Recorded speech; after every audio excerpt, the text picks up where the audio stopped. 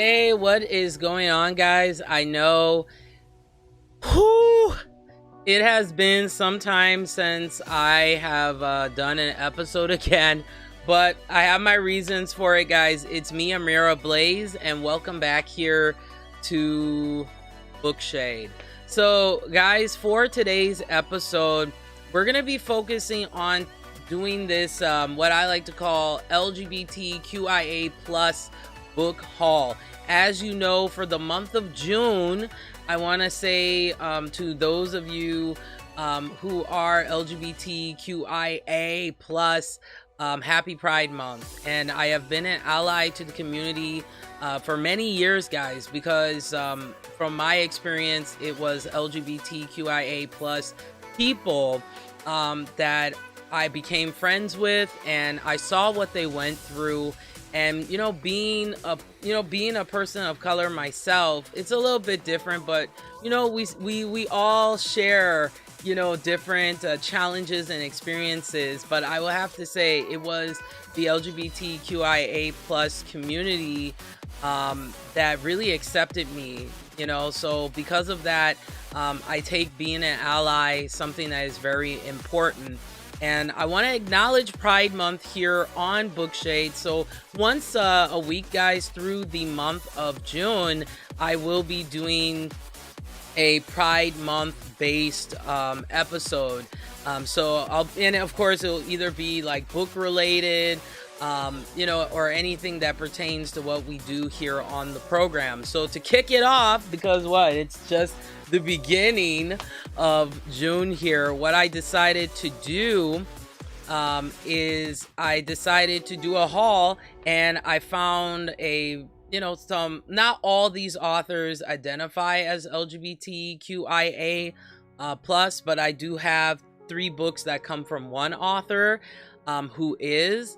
And that's something I've been really trying to work on, is really diversifying my my reading, because that's something I feel is important. Is when you say that you're an ally, if you say that you stand up for different diverse cultures and experiences, I think through that you have to diversify your reading.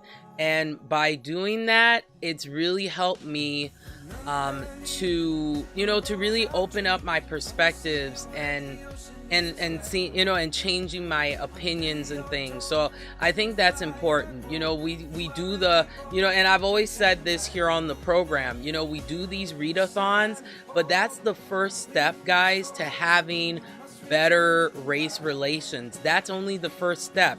We can talk about it, but here's the second part of it, is what action are you going to do afterwards? And what I mean by that is, let's say, for example, you do the Black Readathon, focusing on the work that comes from African and African American people.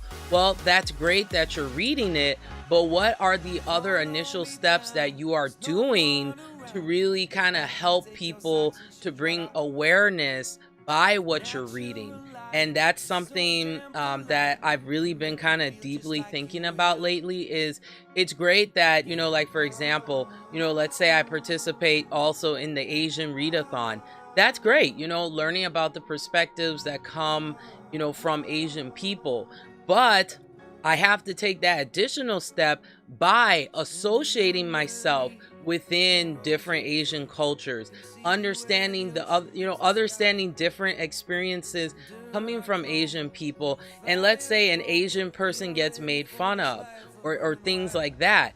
If I say that, hey, I stand by Asian people and understanding their culture and experiences, that also means I put action to it. So let's say an Asian person is being made fun of for being Asian, then there's a responsibility within me to stand up also by this Asian person or this African or African American person and be like, hey, that's not right. You shouldn't be making fun of someone's skin tone.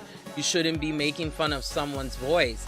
So it's one thing to sit down and we say, oh, hey, we stand, for we stand for the Black Readathon. We stand for the Asian Readathon. I support, African American people, or I support whoever, doesn't matter the race of who you support, that's fine. But you also have to take that next step of putting the application to it. And that's what, I really, changed. That's what really helped me to kind of change my perspective on it. And hey, we got Bubble. What's up? And Bubble says, hi, I totally agree with you. And yeah, I appreciate it. That's my thing, guys, about diversity, is like, okay, now, we have this discussion happening right now about diversity, and we're having these discussions of like, what can we do to have better race relations? Well, the part of it that doesn't always get talked about is that next step, is that application. It's one thing that I can sit here and say, hey, I support diversity, but what am I doing to support diversity? And to me, that's what's really the most crucial part of this conversation. And within literature, guys, and that's what I'm going to be showing you today, is we may have different experiences, but there's a lot of things within our voices that are very similar, and sharing those experiences is very vital, because I think that's what helps with growth and change and the development of having better relations. So that's one thing I definitely wanted to point out, because, I'm seeing all of this, which is good. I'm seeing all of this like, hey, we stand and we support diverse, voices regardless of race. But when all is said and done, is this going to continue? And to me, that's the most important part, is like, is this going to continue? Are we going to continue diversifying in, for example, on BookTube, the books that we read? Or are we just saying this because of what, of what the current state of culture is right now? And for me, this is just me. I'm going to diversify my reads more. That means I'm going to read about the experiences of white people, read about the experiences of my own, read about LGBTQIA, read about Latino, Asian, etc., because that's what diversity is, guys. The culture level is just the base. You have to go beyond that. You have to read about all different types of experiences to me, and this is my opinion, to truly really understand what diversity is. And unfortunately, guys, let me tell you, culture is not an easy thing to understand. And the reason why, guys, is that the definition of culture has changed. Before, it was about, how you grew up. It was your foundation. It was about where you're from. But it's different now, because culture, you can make up culture. And it's by the hobbies and interests and things that you're into, which is also a part of culture. So when we're talking about culture, guys, it's not only racial. That is that's the base. But if we're really going to have a discussion about culture, and especially talking about, supporting diverse people, especially on doing things like, BookTube and stuff, we have to go beyond that. And we have to be like, okay, you know what? I'm doing the Black Readathon, or whatever readathon that you're doing that has a cultural attribute. But then you also have to expand upon that and say like, okay, you know what? I beyond the Black Readathon, these are the things that, from reading all this literature, that I'm going to consider, the next time that I interact with someone that is African or African American. Or maybe, I read the experience about what white people go through. And, these are the things that I have to also put into consideration. It doesn't matter the cultural group, but I just wanted to exemplify and talk about that. Because with what's going on right now, I think the focus is just it's just about just the base. Like some parts of it, there is complexity. But from what I'm seeing, I just see like, okay, hey, I support, diverse backgrounds and opinions. That's great. But what is the next step that you're going to take with that? Are you going to continue reading diverse literature outside of Black Readathon, outside of Asian Readathon, outside of LGBTQIA plus Readathon? And see, this is just my opinion, that to me is the crucial step of having better race relations, is it has to come full circle. And I think the next step is what's the most important part. We can address the issues, we can have these diversity panels, which also adds to the conversation, but then what are we doing to continue having those better relations? And that is what is important to me, and that is why I'm doing this LGBTQIA plus book haul, is that I am, putting more application to understanding the perspective, besides, talking, with people who identify with LGBTQIA or whatever the situation may be. But I just think it's important. I think it's very important when we're going to have these conversations. It's not just, okay, I'm reading diversely. Are you taking the time to understand the experiences of what these people are going through? And to me, that's what's important. So, all right. And let's get started here, guys. So the first author that I got all 3 books, which I was really excited about, is this is from Michael Thomas Ford, and he writes a lot of LGBTQIA literature. And this is a series, because you guys know I've been talking a lot about Jane Austen and the different variations of Jane Austen literature is out there. And guys, I actually found this out. There's a whole pop culture of Jane Austen spin-offs, whether it's movies, but mainly I wanted to show you guys the books that are out there. And this is a smaller subculture within the main subculture of Jane Austen spin-offs. So this is what they call the horror Jane Austen spin-offs, which I was really surprised by, actually.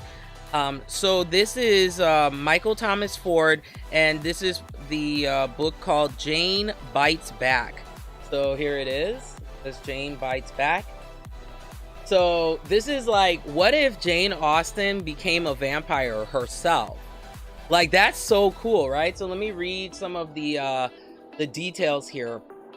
And it says, 200 years after her death, Jane Austen is still surrounded by literature she loves, but now it's because she's the owner of Flyleaf Books in a sleepy town. In a sleepy college town in upstate New York. And every day she watches her novels fly off the shelves. So, she got turned into a vampire, and now she's in more of the modern day, owning a bookstore and having those type of experiences. So I thought that was really a very interesting take. And guys, horror culture has always been inwoven in the LGBTQIA community. Especially in drag community as well. You have drag queens like Sharon Needles and Jinx Monsoon and Vander Von Odd from Dragula and stuff. So there's all these kind of drag queens that just focus on that more they do other types of looks, but they're mainly known for their horror aesthetic. And horror, guys, actually correlates a lot. The horror genre really correlates a lot with the LGBTQIA plus community because of how LGBTQIA people get treated. And, from my, talking to my friends and learning from their experiences, they got made fun of and teased a lot. And horror was kind of a way, reading horror books was a way of escaping from the oppressions that they dealt with. Because of them being who they are. And if you really deeply look into horror, there are certain aspects of that. It's like a form of being free from, dealing with the issues that you deal with being different. So yeah, this is the first book in his series here. And then he has has the second book here in the series, and this is called Jane Goes Batty. So this is it here. Jane goes batty. And let me read the description here on this. And it says, life was a lot easier for Jane when she just was an unknown, undead bookstore owner in a sleepy hamlet in upstate New York. But now the world embraces her as Jane Fairfax, author of the best-selling novel Constance. And she is having a killer time trying to keep her true identity as the Jane Austen as a secret. So this is the continuation of the first book. Now, she's written this book, Constance, and she's trying to kind of maintain people not knowing about her vampiric identity. And like this kind of balance of like, should I reveal that I'm like the actual Jane Austen, or do I stay more discreet? So I thought that was an interesting take on so this has nothing to do, guys, with like Pride and Prejudice or any of her, because there are spin-offs that are made based on like, let's say Elizabeth and Mr. Darcy's daughters. I have a whole set of books that talk about each one of their daughters individually and their experiences. But then there's also Jane Austen spin-offs that take place with, let's say, Mr. Darcy did not marry Elizabeth and he married someone else, or Elizabeth married someone else. Or how about, we always hear from the perspective of Elizabeth, but then I have one that's called Mr. Darcy's Diary, where he goes and tells his side of the story. So yeah, there's a lot of very interesting perspectives as well. So with the different spin-offs. So then the final book here in this series that he has is, and this is the final, it's a trilogy of books. So this is Jane Vows Vengeance. So this is it right here. And I'll read the description again for you here. And it says, in sleepy upstate New York, Jane's wedding preparations have taken on a blood-sucking intensity. So when Walter suggests that they ditch it all and combine their marriage and honeymoon with a house tour of Europe, Jane jumps at the chance to flee Lord Byron and the lingering threat of Charlotte Bronte. Okay? And they also have, guys, spin-offs of other characters that were not really talked about a lot within her books. So I've seen spin-offs with Lord Byron. I actually have the Diary of Charlotte Bronte that's done by Siri James, kind of giving her story and her perspective. So it's pretty cool. So I thought that these books were really awesome. So I'm looking forward to reading them. Now the rest of these authors, I don't know if they identify as LGBTQIA+. But just because horror, I notice horror is really popular amongst the LGBTQIA plus community. So I just wanted to kind of share these books because horror is my thing. I love vampires and that kind of stuff. So next, this is coming from Regina Jeffords. And guys, these books came in good condition, but I do want to make sure, guys, I let you guys know that when it comes to, if you're buying used books, especially with what the current situation of what we're going through right now, please disinfect your books. So like what I did was I would get the book, I got some Lysol and a microfiber cloth. And once again, as a disclaimer, make sure check with a medical professional and make sure that's the proper way to sanitize your books.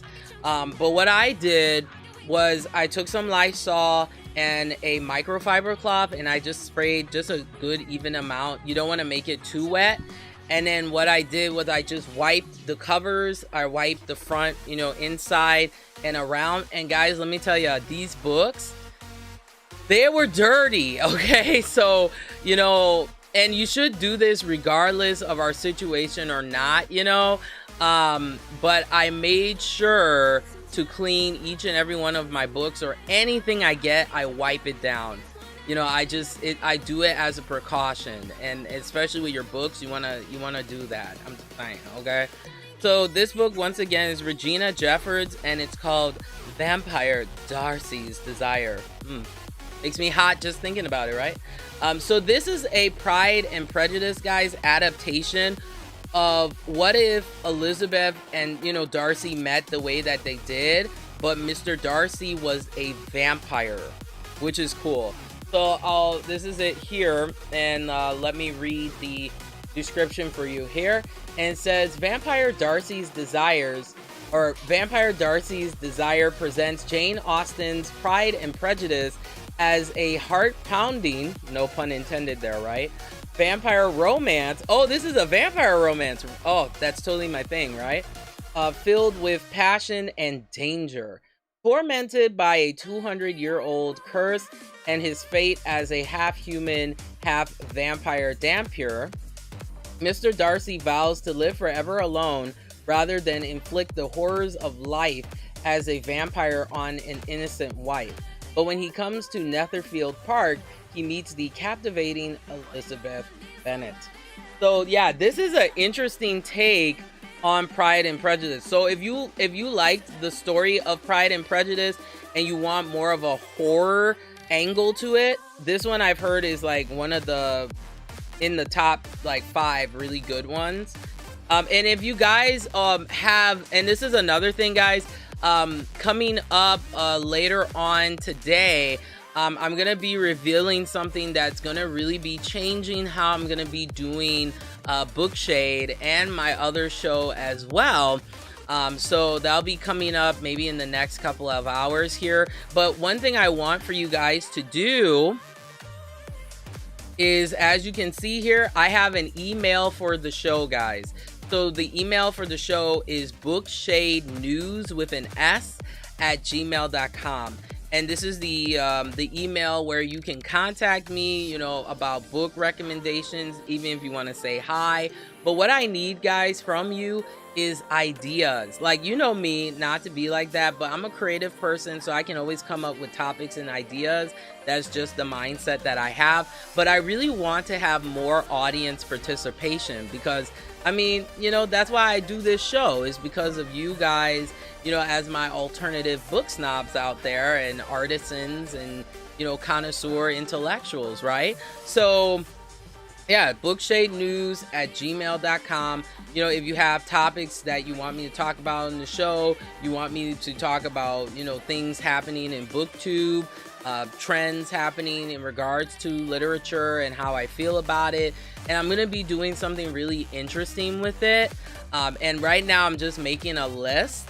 But hopefully, whatever, I'm not going to reveal it right now, but it should be hopefully coming today. And then I'll talk about it in further detail later on today. So yeah, that's the show email. So if you want to contact me, this is the way, right here, bitch. Okay. So let's continue here. All right. So the next book I have here is from Janet Moloney. Okay. And it's called Jane and the Damned. And it says it's more than her with that biting. I just saw the cover too, and I was like, oh, it's revolving around Jane Austen and vampires. This I gotta check out.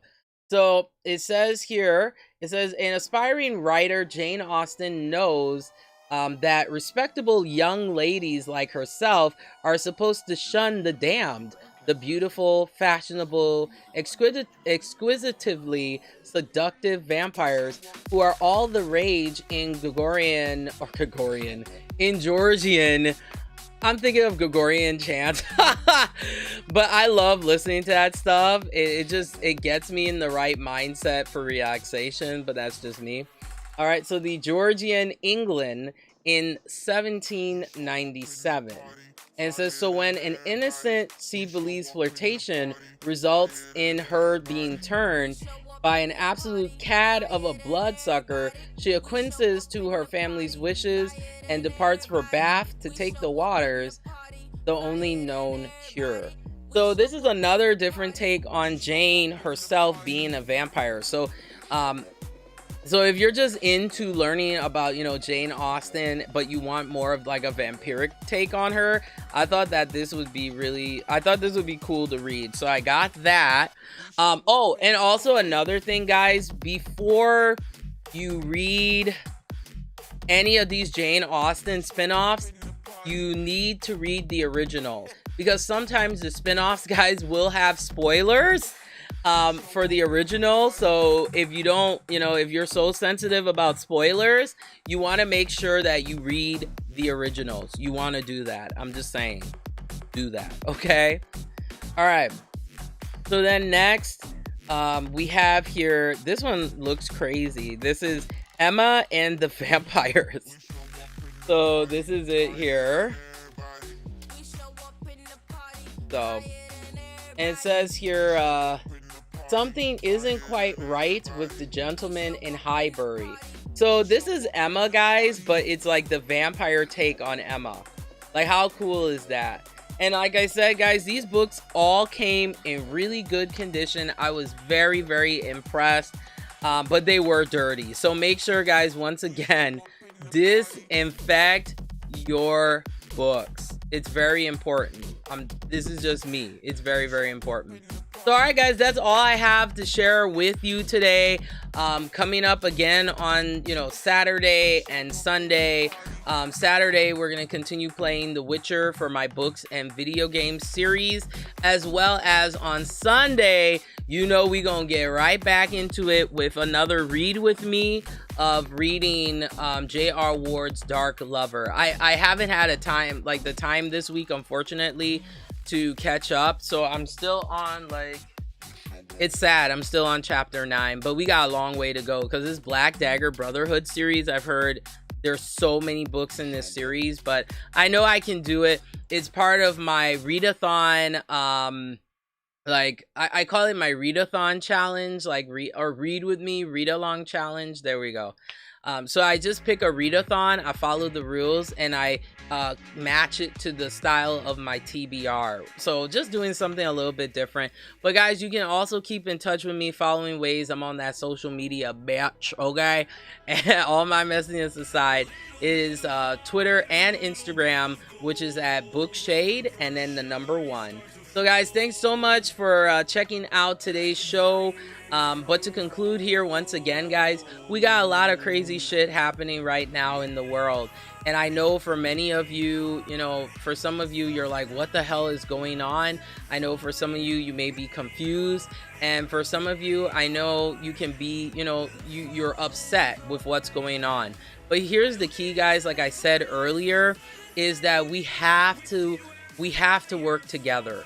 We have to just, we address, the discourse within history of our peoples, but we have to come together, guys, because that is the only way that, as Michael Jackson would say, to make a world a better place. And making a world, guys, a better place it's not easy. Sometimes, and that's something I've realized as a critic and as a commentator, sometimes, as people would call me, sometimes you are going to be seen as the bad guy. And that usually happens from, speaking your truth. And regardless of race, speaking your opinions and how you feel about things. But in order for change to happen, guys, you have to believe in that change. And then you have to put positive action to that change. You don't want to continue being stereotyped. You don't want to be continued, going through the stuff that we're going through. And that is by having positive change. And part of that, like what I was saying earlier, is, if you participate, let's say, in Black Readathon or Asian Readathon or whatever cultural, readathon or experience that you're interested in, that's not where it stops when it comes to the discussion of diversity and inclusion. You have to be active with that inclusion. That means getting to know people from different cultures that are different than your own. That means continuing reading books outside of cultural readathons and putting that into your TBR, so that, and I'm talking mainly to BookTube, and this is not, I'm not here saying like, oh, this is how all BookTube acts like, but this is just something that I have observed and I wanted to give my opinion on it. So, if you say that you care about diversity and all these things, that's wonderful, but you have to continue that action through after Black Readathon, you're continuing reading about the Black and African American experiences. After Native American Readathon, you are continuing learning about what happened to the Native American people.